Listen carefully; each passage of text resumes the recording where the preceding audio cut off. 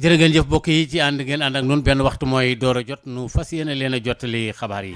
daanaka wenn ratalu képp lay doon ndax li ëpp ci xabaar yi tey ji dañ koo jagleel li nga xam ne moo di tawat ji yokk gi nga xam ne daf koy yokk muy Covid 19 bi bari na lool juróom-ñaari téeméeri nit ak fanweer ak ñett yoo xam ne jot nañ ko jot ci benn bis boo xam ne bi gàdd nañu doomu jàngoro ji gannaaw ba ñu xaymaa ñaari junni ak juróom-ñetti téeméer ak juróom fukk ak ñeent daañu ci dikk léegi ci biir xabaar yi daanaka loolu itam ñi seen xam-xam màcc ci wàllu fànn boobu la muy docteur yi bu mu ci mën a doon yëkkati nañ ci ay kaddu itam ba tey itam di feddliyaat seen i kaddu ne dajaloo bi muy ci diine wala lu mu ci mën a doon lu ne war nañ ko bàyyi fi ñu toll nii daañu ci dikk léegi ndax kat yëf yi ku ba xët mun naa ci daañu ci dem ba Ndar ak yeneen ni diiwaan incha allah.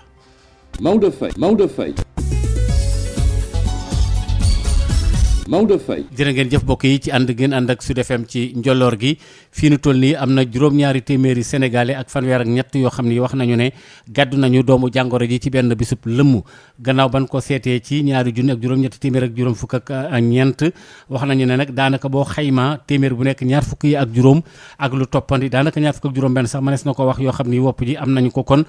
li ci bari nag daanaka wàllante ci biir askan wi toll nañ ci ñeenti téeméer ak juróom-ñett fukk ak ñett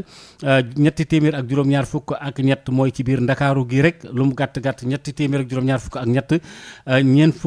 fukk ak ñeent ca Ndar ñaar fukk ca Thiès fukk ak juróom-benn ca Mbour juróom-ñaar ca Touba ñaar ñu ñàkk seen bakkan faatu ñu ne nag mbir mi fi nu toll nii am na ci lu tolloog ñetti junni ak juróom-ñaari téeméer ak juróom-ñaar yoo xam ne yi daanaka ñi ngi xool seenu yaram fukk ak juróom-ñeent yëpp nee ñu ñi ngi ci sawetaas maanaam cas grave li ñu ñàkk nag ba ñu tàmbalee ba léegi lépp boo ko xaymaa toll na ci juróomi téeméeri junni ak juróom-ñeent fukk yu toftalu juróom-ñeenti téeméer ak juróom-benn fukk ak juróom-ñeent li ñu wax léegi moo dal nit ñi ci Sénégal fii ñu toll ci benn bisub la mu juróom-ñaari téeméer guléet ak fanweer ak ñett yoo xam ne bu tawat ji tàmbalee ba léegi am na loole nag itam daal wax nañu ne moo ci am waaye nag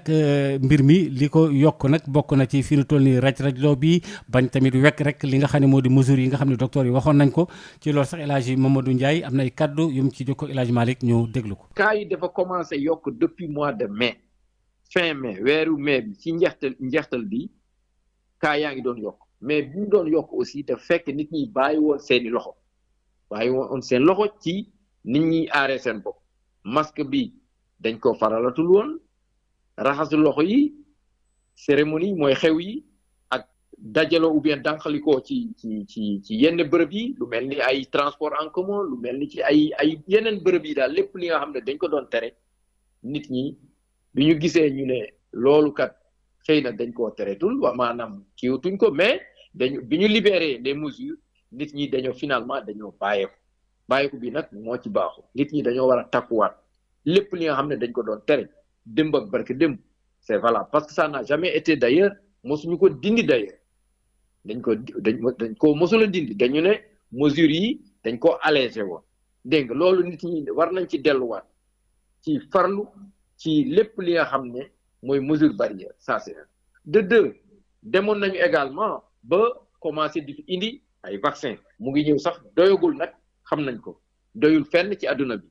Sénégal def na ay jéego yu rëy ba commencé am ay vaccin yi ñëw na aussi nit ñi commencé di ko jël mais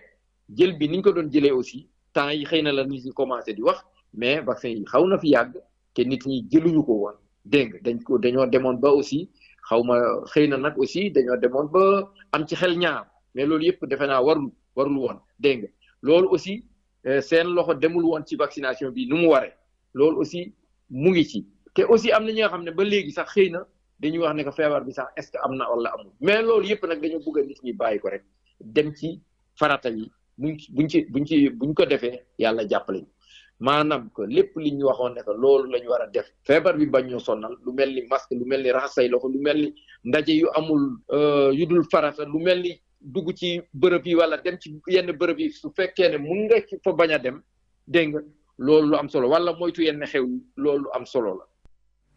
kon ñoo ko déggandoo kooku di docteur Mamadou Ndiaye SAMES moom moo di syndicat bi nga xam ne ñoo nekk ci waa kër docteur ñoom ñëpp nee ñu la ñu waxoon démb ak barki démb moom la ñu gën a feddaliyaat te mooy nañu bàyyi mbooloo yi fi ñuy dajalewoo ndax dañu ne loolu bu fekkente ne mi ngi am ci la doomu jàngoro bi di gën di lawe docteur Amadou Yeri Camara waxtaan ci ak Marie Rosalie Ndiaye. biñ toll nii dañu gis ne cas yi ñu ngi yokk cas yi bu yàgg ba ay dizaine lañ doon wax mais léegi ay 300 400 500 tey nag lañ jël jégal kuy jël bu nga xam ne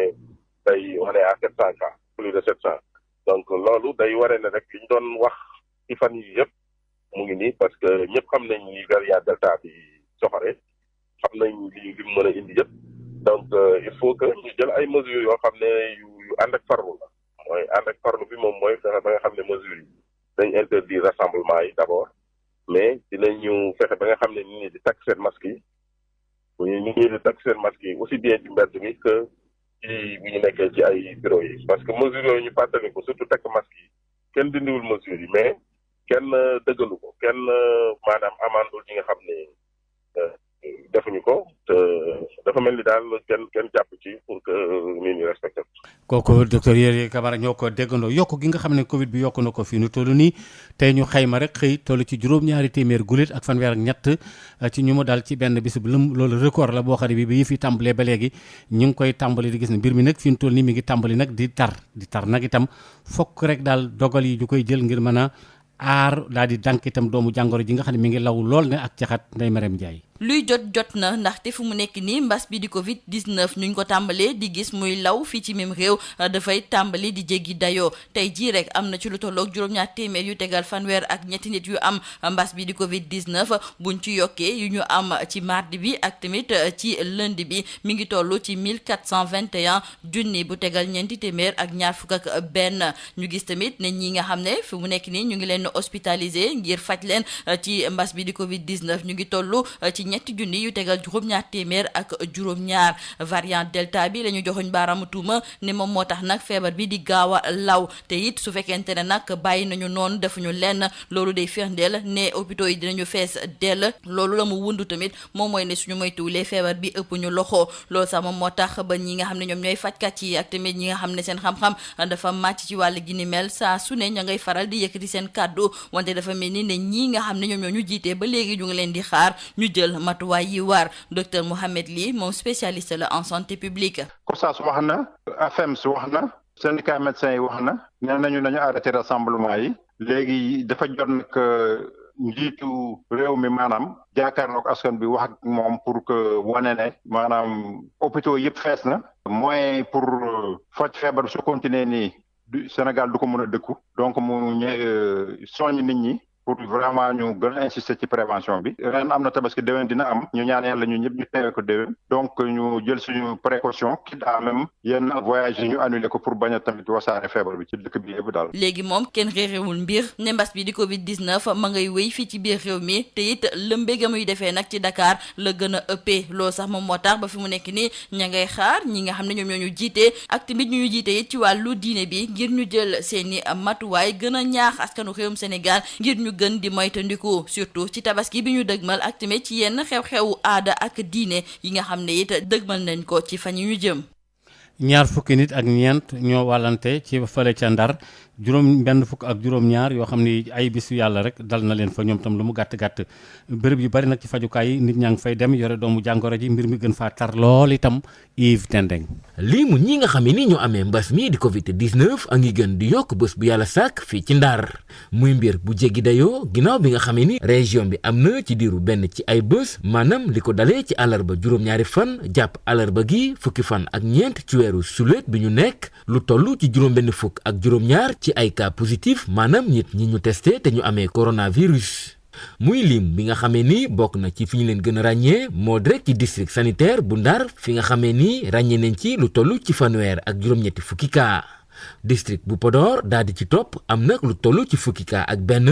Richard Toll am nag juróom-ñeenti cas Pété am nag juróom-ñaari cas Dagana ak Aéré Lao am bu ci nekk benn cas positif muy mbir bu nga xamee ni naam yéeme na waaye mel na ni tiitalul benn yoon ñi nga xamee ni ñooy askanu diwaan gi bër na ci ñoom ñu nga xamee ni ba tey ji nanguñu respecter mesures barrières yi à lu ni mel sax la ñuy nemmeeku ci biir marché yi ca place publique yi ca bus tata yi ak it yeneeni oto yu transport en commun yi waaye itam boo demee ca grand place yi ak it beneen bërëb fi nga xamee ni nit ñi dañ fay fara dajaloo ci mbooloo mu tàkku daanaka bër na ñi fa dul tàkk masque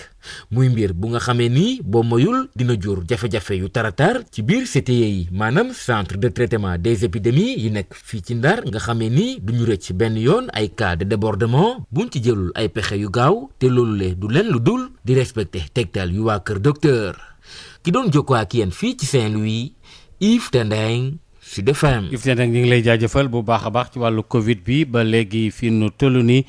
ci gaaru routière yi tamit ci ngir tabaski gi fii noo toll ni union des routiers du Sénégal ñoom ñëpp tamit wax nañu ne daal ñu ngi ñaax askan wi ngir daal ñu moytandiku tamit yokkuk doomu jàngoro ji te it ñu teey bu baax a baax ci wàllu tabaski gi dem beeg dikk bi rawatina ak raj-rajloo bi ci garage yi góor a xuma jokkoo ci ak Habsa Elimane Wane. voilà non seulement sensibilisation bi responsable yi ñu ngi koy def mais dafa fekk na président gare routière yëpp tamit nekkoon nañ ci rawatina nag tabaski bi nga xamante ji ñëpp dañuy dem vers les grandes gares ak même les petites gares muy Kër Massar muy Thiès muy yëpp man dañ kaa yokkaat mais mosu fee jógee mais dañ ne nag comme tabaski bi tey li ñu gën a bëri nañ ko gën a yokkaat te nit ñi nañ ko jëfee encore donc sensibilisation bi ñu ngi ci pour que kenn ku nekk war a mën a ut matériel boo xale bi lu mel ne ay savon ba ay gel pour sa personnel bi le personnel à bord encore ak clients yi nga xamante ji ñoom lañu yëpp pour ñu mën leen a protéger comme ni ñuy protéger suñu bopp loolu nag dañ kaa yokk ci tabaski rek mais avant tabaski tamit loolu rôle la woon ci ku nekk te kenn ku nekk tamit xam ne ne routier yi bi nee nañ ubbi gaaru gerte kenn ku ne am nga conscience pour waxtaan ak say njaboot vraiment pour que kenn ku nekk xeex feebar bi xeex boobu nag moom suñu cee jóge kon dañuy gën a ñaanal rek xeex boobu nañ ko gën a yokk te comme feebar bi fu gën a yokkuwaat kon na xeex bi gën a yokkuwaat pour que ñu mën a tàggoog moom fexe ba wekk lépp loo xam ne aju na ci wàllu dogal yi maanaam daal mesure barrières yi ak itam fexe daal ba lépp nit ñi di ci aaru mooy tomb yi nga xam ne joxe nañ ko ci gare routière yi fii nu toll ni fu mel ne Petersen ni nga xam ne moom président chauffeur yi nekk foofule ni daal yokk gi mu yokk nag itam ci Covid bi waaye nag ñoom itam ñi ngi taxaw daal ngir ñoom it ñaax askan yu baax a baax bàyyi leen xel itam ci wàllu tabaski gi Pape Sarr jokkoo ci téléphone ak Habsa Elimane Wane ñu déglu ko. waaw soxna si am nañu ay yokk liggéey wala soppi liggéey yu ñu am yoo xam ne jëmale nañ ko ci wàccaayu tabaski gi ci ñaar bi njëkk mooy xam nañu ni feebaru mbas mi ba léegi jógeegu fi transport dafa baaxoo nit ñu jaxasoo ak ñu jegeñante bay saafonte kon nag li mu laaj mooy képp koo xam ne da nga cee bokk wala nga nekk ci moo xam client nga wala chauffeur wala yooyu nga takk masque te ñu mayante distance te bañ di saafonte ñu bàyyi xel feebar bi ndax mu ngi fi kon nag na xol yi yaatu man mën a jàppale tali bi ñu mën a jàppalante ñëpp julli ci jàmm julli waat ci jàmm waaye ñaari daal maa ngi koy dénkaan ñu bàyyi xel accident de circulation ak feebaru mbas bi nga xamante ne moom la ñuy dund ba ak ci fii. El Hadj Malick ñu dem ci wàllu tàggat yaram. jërëjëf moom loolu lañ ko door rek wàllu football bi ñu bi gën a sell ak li nga xam ne rek moo di COSAFA Cup Sénégal tey ji nag def jéego bu rëy jël nag li nga xam ne rek moom moo nekk première place bi ci poulam bi ginnaaw ba mu gagné nag Malawi ñaari bal ci benn Sénégal nag fi mu toll nii moom moo jël paie ci poulam leeral di ak Joseph Koto moom mooy tàggat équipe nationale U23 bi teewal Sénégal fële ci COSAFA Cup bi ñu rek ko mën ci leeral. journalistes tous les organisateurs parce que wax bi ngay wax ak joueur équipe c'est des équipes à base locale loolu nan la demee. mais kontaan rek ci loolu d'abord le fait que mu am parce que loolu lay wone ne Sénégal quand même football am na fa donc liggéey gaa ngi liggéey équipe yi vraiment suñu championnat ren relevé na et puis xale yi centre de formation yi am léegi centre yi ak yëpp ak équipe yëpp ku ci nekk ngi góorgóorlu par exemple pour defar sa joueur donc joueurs yëpp pratiquement noo yem au Sénégal léegi nag joueurs yooyu soo leen indee motiver leen tuuti dooleel leen parce que joueurs yi il faut nga leen di dooleel wax bi parce que wax bi ngay wax ak joueurs yi daf may fàttali rek ay jamono yu nga xam ne ay Pa Beskaay wala ay Mawade dañ daan ñëw di wax ak équipe suñu ñëwee wax ak équipe bi ba pare suñu jénnee rek joueurs yi suñu jénnee ci terrain bi dañuy mel ni dañuy bëgg a rey nit donc en fait voilà loolu moom moo dellu si ci ñun bon xëy na vécu boobu nu amoon ci loolu moo tax tey nu mën a wax ak xale yi di leen gën a dooleel pour nu ñëw nu xam ne que tey ba ñuy jógee Sénégal xëy na kenn gëmuñu woon parce que xam naa nit yi jàppee nañ ko caaxaankat ak yooyu et puis xam nga lu ma gën a neex ci affaire bi mooy chaque fois man loolu sax daf may motiver chaque fois su ma defee convocation jour rek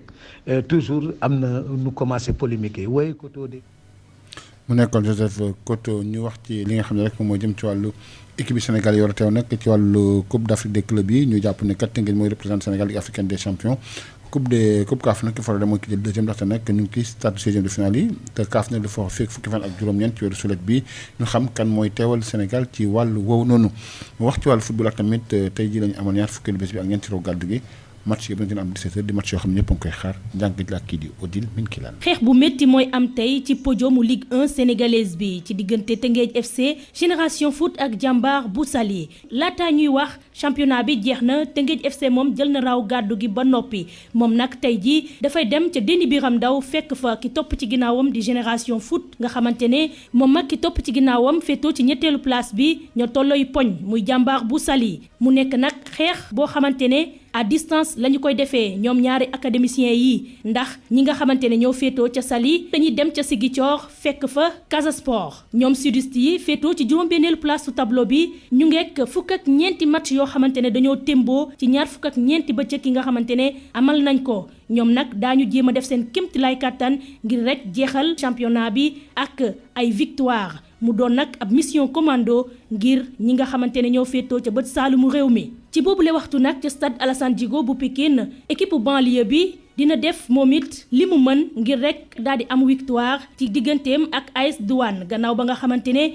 bëccëg bi ñu weesu dañ ko dóor yàgg te métti Jàmbaar bu Saly moo fa jaar fëgg ko 4-0. ñoom douanier yi ñu ngi féetoo ci juróom-ñeenteelu place au classement bi ñoom it ñu ngi def seen kéemtalaay kàttan ngir rek mën a des ci Ligue 1 sénégalaise bi lu ni mel ñu nemmeeku ko ci stade de Mbour ak Ndiambour bu Louga ñoom ñi nga xamante ne ñooy laale ca stade Massène Sène bu Fatick xeex bi ngir des ci Ligue 1 bi di wéy CNEPS bu Thiès moom it mu ngi yëglu waaye tey adversaire bu ngand la am Jaraaf bu Dakar lay laale ñoom ñi ñuy woowee les verts et blancs de la Médina féetoo jamono ji ci ñeenteelu place au classement bi ñoom bëgg nañoo yeggali saison bi ci podium bi moom it mu nekk ci rëbb ay poñ yi nga xamante ne mooy tax mu bañ a wàcc ci Ligue 2 Mbour Petite Côte dafay dem ca pelouse ñaari tali di NGB équipe bi bokk na ci yi nga xamante ne bu fi yëfi yemoon dañuy wàcc ci Ligue 2 bi Dakar Sacré-Cœur moom it nekk ci course bi ngir bañ a wàcc ci Ligue 2 bi ñoom tey daañu laale ak ñi ñuy woowee les insulaires de Gorée ñoom it bu yëfi yemoon fii ci Ligue 2 bi lañ jëm. Maodo ci xibaaru tàggat yaram. jërëjëf El Hadj Malick kon nag ñu dem ci ki ñuy dalal di kii jiite Afrikajom di Alioune Tine ki ko dalal di El Hadj Malick ci wàllu élection yi code électoral bi nga xam ne wote nañ ko ba noppi te ku jëkk politique yi ne daañu ko daal reetet jooytu ko fële ca conseil constitutionnel te ñu njort na sax boo def na dañ koy rejeté maanaam dañ koy won gannaaw sànni ko fële Alioune Tine ne loolu nag Afrique gi feeti soowu jant moom yooyu dafay faral di am ñaare boo leen waxee yi mel noonu rek conseil bi defe naan daal dañu incompétent maanaam mënuñu ci dara ci wàllu politique ñu déglu seen waxtaan ci mbir moom. fekk ñu ngi ak Alioune Tine ñu ngi lay nuyu. waaw maa ngi leen di nuyu di leen sant di leen gërëm. yow nag yaay président fondateur Afrikajom Center ñu wax ci projet de loi bi nga xam ne nag dëggal nañ ko ci assemblée nationale opposition bi nag bëgg a déposer recours en annulation ndax yaakaar nga loolu am njeexital maanaam mu sotti. waaw xam nga booy seetlu tey ci Afrique de l'Ouest laay wax xuma Sénégal rek opposition fu mu déposer plainte ci muy cour constitutionnelle muy conseil constitutionnel li ñuy gis mooy duñu am dëgg loolu moom lu am la loo xam ne mun nañ ko gis ci lu joo xam ne mun nañ cee jàpp booy seetlu sax temps yëpp crise boobu nga xam ne moo nekk ci pour am une justice boo xam ne day nekk justice bu indépendante te de jaaxaanaay temps yëpp ñu ngi am ay conférence ci conseil constitutionnel cour constitutionnelle droit constitutionnel démocratie constitutionnelle donc ñu ngi ci problème ba yoo xam ni justice chaque fois bu fekkee ni justice pénale la wala muy justice boo xam ne justice constitutionnelle la fépp foo xam ne nguur ak opposition am nañ problème ci Afrique de l'Ouest tout le temps nguur gi mooy ab dëgg loolu nag boo tax ju ne suñu justice war nañ ko xoolaat parce que suñu justice dëgg-dëgg du garantir li ñuy wax état de droit du garantir loo xam ne tamit mooy démocratie te bon démocratie nag tabax ko lu gudd la lu gudd la loolu il faut que ñu wax ko liggéey ko parce que ñun dañu nekk ci li ñuy wax fin de cycle maanaam démocratie dafa am day am dund am app boo xoolee suñu démocratie app bi fi bi mu commencé jeex mooy bi ñuy def li ñuy wax alternance démocratique yeeg yooyu 2007 bi nga xamee ni opposition bi bañ nañoo dem ci biir élection yi boycotté élection législative yi moo la woon ni foofu suñu démocratie commencé na feebar ñu ñëw aussi 23 juin ñu wane la suñu démocratie dafa feebar bi ñu jógee ci 23 juin booy xool rek temps yëpp 2019 ay problème léegi tamit ay problème moo di daal suñu démocratie war nañoo seet nan la ñuy toogee xalaat bokk gis-gis ci suñu doxalinu démocratie parce que démocratie bu fekkee ne bokku leen gis-gis ci mbir yoo xam ne mooy mbiru élection ak voté ay coow lay indi ay fitna lay indi te booy xool Afrique de l'Ouest yëpp ñu ngi ci fitna yu mel noonu te fitna bi attaluñ ko fi mu toll ne il faut que ñu fexeel seet nan la ñuy defee naka la ñuy doxale pour que jàmm dellu si loolu lu am solo la. mais léegi nag bi nga xam ne opposition bi day déposer recours te du mën a sotti loolu lan lay am ci njeexital ci élection locale yi nga xam ne mooy dëgmal si. waaw xam nga tey sooy xool rek li nga xam ne moom la ñuy jàpp mooy depuis ñu am élection yi dañu ne ñu ngi dugg ci waxtaan waaw li nga xam ne moom la ñuy jàpp boo gisee coow li bari te it ñun ñu commencé tiit ci fitna bu nar a ñëw nga xam ne waxtaan bi dafa lajj ndax waxtaan wi biñ ci jógee ñëpp a war a joxante loxo nuyoo ni alhamdulilah li nga xam ne moom moo waraloon ñu toog pour waxtaan am nañu déggoo parce que conseil démocratie loolu la tam ay négociation la démocratie ay conflit la conflit bu fekkee da nga ko bugg résoudre ñaari façon la soit nga dem ci justice bu fekkee justice mënu la ko jox ngeen toog waxtaan loolu yëpp bu fekkee ne dafa lajj maanaam ñu ngi jëm rek ci ay fitna donc il faut ñun Sénégal ñu xoolaat suñu bopp te it ñi nga xam ne aussi mën nañoo wax yëkkati seen kàddu ñu wax parce que fi ñu toll nii dëgg-dëgg man suñu démocratie bi tiital na ma démocratie boo xam ne d'accorduñ ñi nga xam ne ñoo ko seq d'accorduñ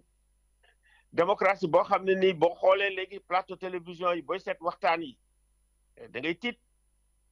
xuloo bari xeex bari boo demee assemblée nationale xuloo bari xeex bari saaga bari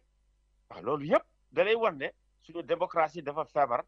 te bu ñu àggee foofu war nañu seet nan la ñuy toogee te loolu nag quand même ki nga xam ne ñoom ñi nga xam ne ñoo ŋànk nguur gi ñoom ñoo ci am responsabilité boo xam ne moo ëpp ñoom ñoo gën a mën a décider fexe ba nga xam ne danañu